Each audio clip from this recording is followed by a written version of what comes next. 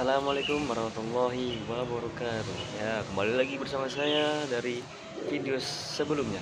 Haidar Gadar Adit Car 2393044177. Ya, saya akan melanjutkan video sebelumnya.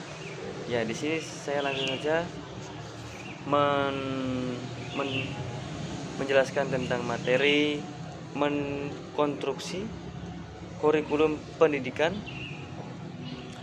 dasar, pendekatan, tujuan, dan pengembangan kurikulum dalam perspektif FPI. Ya, yang pertama yakni ada dasar pendidikan ya. Di sini ya di atas. Dasar pendidikan ini dibagi tiga. Ada pendekatan teosentris, terus ada pendekatan holistik, dan ada pendekatan konstekstual. Yang pertama saya akan menjelaskan pendekatan teosentris.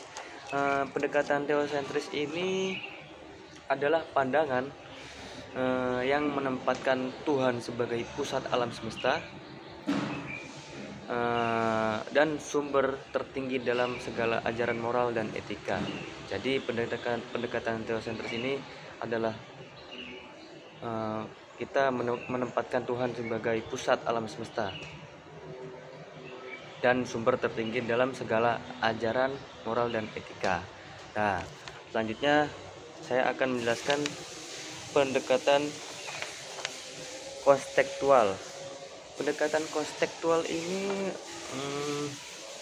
antara lain adalah suatu pendekatan pembelajaran yang dimulai dengan menceritakan, mensimulasikan, berdialog, dan bertanya jawab atau berdiskusi pada kegiatan dunia nyata dalam kehidupan sehari-hari yang dialami pada peserta didik, kemudian diangkat ke dalam pembelajaran di sekolah ya.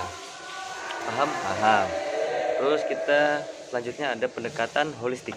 Pendekatan holistik ini adalah cara pandang yang menyeluruh, di mana semua aspek suatu masalah atau situasi yang diperhatikan secara terintegrasi. Di sini kita bisa jelaskan pendekatan yang menyeluruh, di mana semua pihak dilibatkan dan juga cara penyajiannya menggunakan berbagai cara yang dapat saling menunjang. Terus ada tujuan kurikulum pendidikan. Tujuan kurikulum pendidikan ini ada 4 ya. Yang pertama ada menanamkan akidah Islam. Kita sebagai murid atau peserta didik harus menanamkan akidah yang sudah diajarkan kepada guru kita, menanamkan di diri kita sendiri ya. Terus ada membentuk akhlak mulia. Kita harus membentuk akhlak yang mulia, terus akhlak yang baik kepada semua orang. Terus ada mewujudkan kehidupan beribadah. Mewujudkan kehidupan beribadah ini kita yang sudah diajarkan oleh guru kita harus beribadah setiap hari. Jangan sampai tidak beribadah. Beribadah ini tidak hanya sholat. Beribadah bisa mengaji, bisa sholat, bisa zikir, bisa ceramah lah. Itu bisa dikatakan ibadah. Terus ada yang terakhir, mempersiapkan pemimpin masa depan. Kita sebagai manusia harus mempersiapkan pemimpin masa depan. Jadi dari diri kita sendiri ini kita harus bisa mempunyai jiwa-jiwa pemimpin supaya kita bisa menjadi pemimpin yang akan datang, pemimpin di masa depan. Contohnya kita bisa jadi presiden lah, pemimpin gitu. Terus ada pengembangan kurikulum. Pengembangan kurikulum ini ada struktur kurikulum, terus ada metode dan strategi, dan identifikasi kurikulum. Yang pertama ada struktur kurikulum. Kurikulum harus mempunyai struktur ya. Dari 2016 dari struktur kurikulum ini berubah menjadi kurikulum merdeka.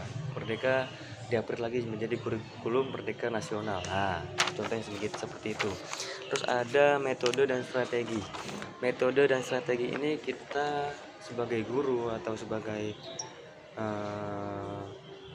pengajar harus mempunyai strategi dan metode supaya di dalam kelas peserta didik tidak hanya mendengarkan. Kita mempunyai strategi, misalnya berdiskusi, terus aksi. Dalam kurikulum merdeka ini kita harus berinteraksi kepada sesama siswa.